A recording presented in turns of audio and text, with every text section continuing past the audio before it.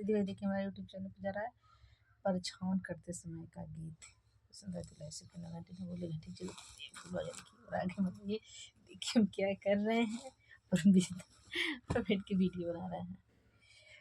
आंगना में सोर भइल भाभी जी के चुमे के, आंगना में सोर भइल भाभी जी के चुमे के, भाभी फरर भैली हेलुवहिया के लेके, भाभी फरर भैली कैमरावाला के लेके, भाभी फरर भैली कैमरावाला के लेके,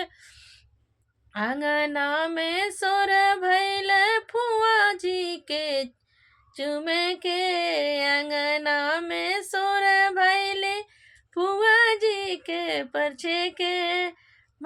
फुआ जी फरर भैली फूफा के लेके, फुआ जी फरर भैली फूफा के लेके, आंगना में सोर भैले मौसी के परछे के, आंगना में सोर भैले मौसी के परछे के, मौसी फरर भैली अगुआ के लेके,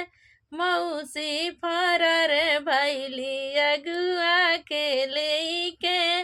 मौसी फरर भैली अगुआ के लेके,